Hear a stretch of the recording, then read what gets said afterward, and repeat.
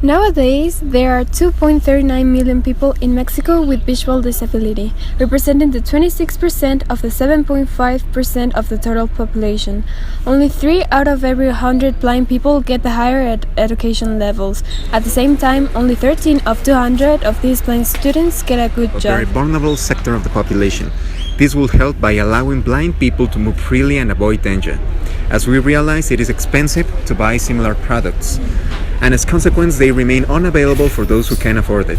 We also believe that by developing this project we are going to contribute to the improvement of our society, which is a legacy that is worthy to work on. We have to help those who need it the most, since we tend to forget them in our daily life. The objective is that it would be too expensive and it's easy to use. We made a simple design for it to be practical. It isn't too heavy, so it's easy to move, and it is small, so it could fit into tight places. It is controlled by buttons. The product can go forward, backwards, turn left, right, and stop. When the start button is pressed, the product will move to the direction the user marks.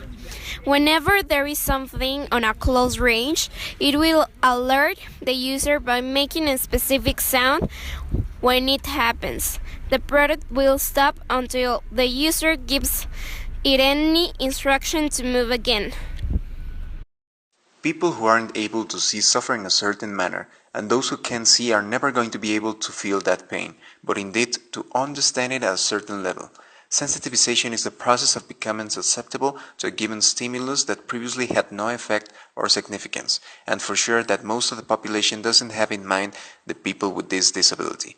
However, by acknowledging it and understanding the everyday situation, we are making ourselves conscious, and as a consequence we begin a process of sensitization.